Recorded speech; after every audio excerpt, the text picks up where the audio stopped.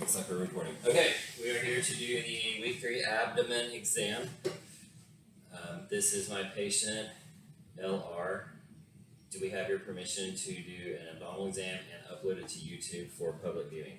Yes. Okay, great. So here we're going to start then.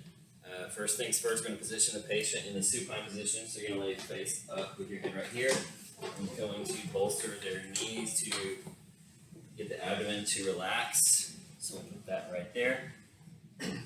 Great. First thing we're going to do is inspection. So expose the abdomen. And right there. Let's bring these down a little bit. Right there. Great. And the first thing we notice is that it is symmetrical. There is no ascites, no jaundice, bulges of any kind, scarring.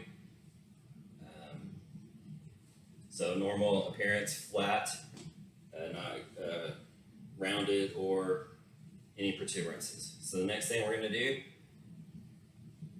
is go into auscultation. So the first thing we will do is auscultate all 4 quadrants.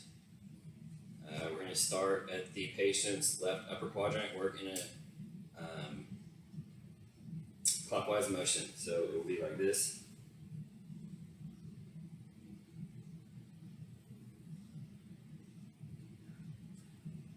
This.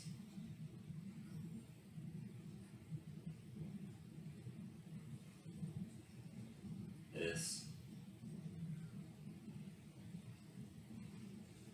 And this.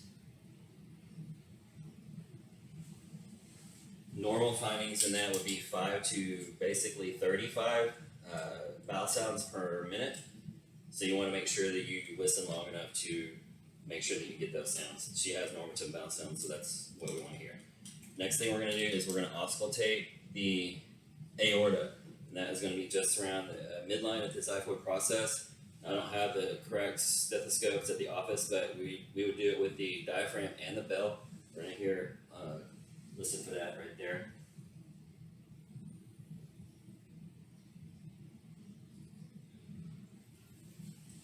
Okay, normal finding on that would be no bruise, sloshing, any turbulent sounds, so you don't want to hear any of that. And then you're going to go with the renal arteries. They're just going to be lateral to the aorta, so you're going to have left and right. Patient's right, patient's left. And that would also be done with the bell and bell. So again, no bruise on that, turbulence, anything like that. Next, we're going to go down to the umbilicus level, right and left, and you're going to listen for the iliac arteries.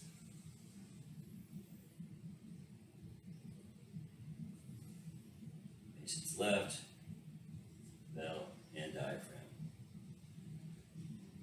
Next, you're going to go to the femoral arteries. Those are going to be just off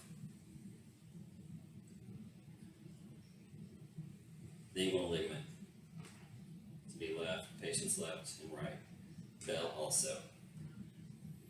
Okay, so no bruise. You don't want to hear any bruise on that or turbulence. Then you would listen for splenic and hepatic sounds. You're going to listen, you're going to auscultate for the liver first.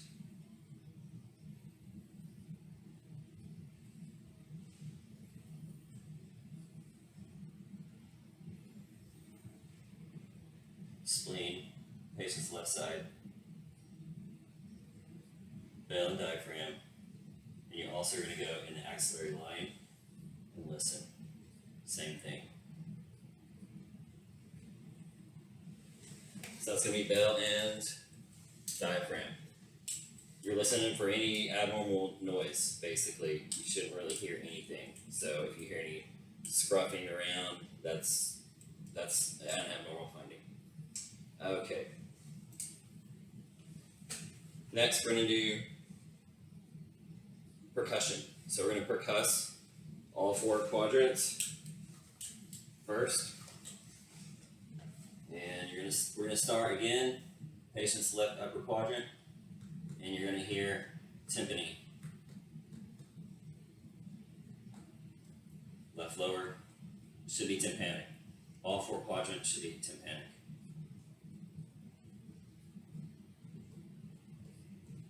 And they are. So that's what you want. You don't want to hear any dullness or feel anything. Next, we're going to percuss for the liver and the margins of the liver. And on this one, you're going to start on the patient's right side. You're going to basically start at the umbilicus, and you're going to work your way up. And so it's going to be tympanic all the way up until you find the dullness. That's right there. So you're going to find dullness about 2 centimeters lower than the midclavicular line at the last rib. And you'll have the patient hold your breast tissue here, because I'm going to go up. And to find the top margin, you're going to go between the ribs, not the ribs, and you're going to do it again. And you want tympany until you find dullness. And when you find those dullness, you're going to measure in there. And that should be 6 to 12 centimeters. Okay, there you go. For the spleen, you're going to go on the patient's left side. You're going to percuss. You should not hear the spleen. It should be tympanic. It should be, if it's dull, they may have splenomegaly. You can go in the mid-axillary line too and do that. But we're not hearing anything like that. So it's not dull, which is a good sign. You can do bladder. It's going to be between the umbilicus and pubic symphysis. Should be tympanic unless it's full or there's a problem. You're not going to hear anything but tympany. It should not be dull. Okay, so there's that. Let's do light palpation next. We're going to do a light palpation. Just ease your fingers in. We're going to do all 4 quadrants first. You're looking for masses, lumps. We're actually guarding. You can feel guarding. There's nothing. All 4 quadrants going up. Clockwise motion.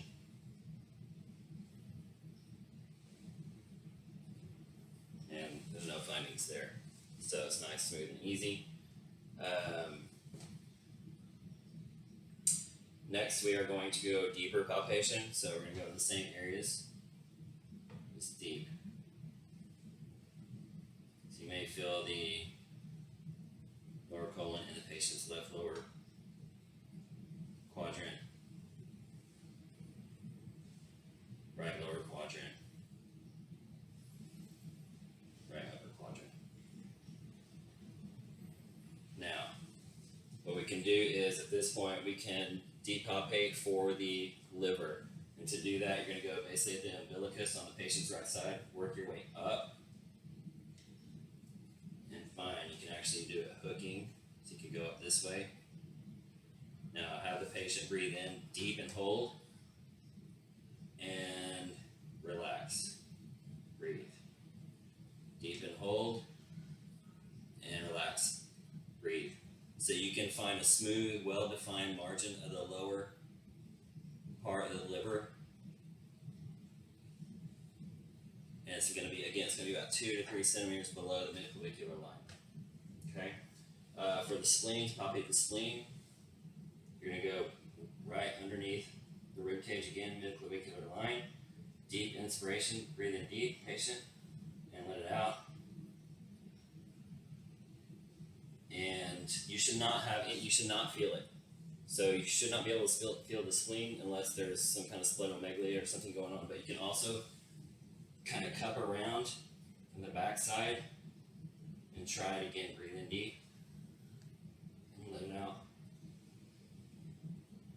Again, if you can find it and palpate it, it's not a good sign. It's a positive finding for some kind of splenomegaly. You can do Murphy's sign. Right here, you're going to essentially have the patient breathe in and push in right above the rib cage and relax, and now breathe in and out. So positive Murphy's sign is when you go in and the patient guards against it, or they don't want to breathe in because it has a lot of pain. That's a positive sign for cholecystitis or some kind of liver inflammation, liver problems. And then McBurney's point, of course, is just between umbilicus and the inguinal ligament. just medial and superior to that. You're going to push in, and this is a sign for appendicitis. You're going to push in right there. They're going to guard against it. They're not going to want you to do it. You're going to have them breathe in deep and out, and they're not going to like that. Okay. All right. Let's see. We should have the patient be seated. So I'm going to pull this out. Go ahead and have a seat and face that way, please. And we're going to look for CBA tenderness. This is bladder. And you're going to put your hand right here. You're basically kidney punch it. And it's going to give them irritation, aggravation, or a lot of pain. So back to one thing I did not do. Let's go ahead and lay face up again, please. We're going to look for, we're going to do a fluid wave test. This is for ascites, which is essentially in fluid filled. Now, this patient doesn't have a rotund abdomen, but what you would have is fluid. So when they lay down, the fluid is going to, by gravity, go below. And so when you percuss, it's going to be tympanic here, but on the sides, it's going to be dull. But you can have the patient also take your hand on your belly button. You're going to push it down right here. It's like in a knife position, right there. And so basically, you're trying to move the fluid from one side to the other, and it shouldn't move past this line right there. So if you have fluid going across the midline where they're trying to stop it off and come through, then obviously you have fluid in there. And another way of doing that would be have the patient lay on their side. So you're going to lay on your side that way. And so in this position, what you're going to have is the fluid, of course, is going to go naturally down towards their left side in this case. And you can just palpate. So it should be all tympanic. You're not palpating, you're percussing.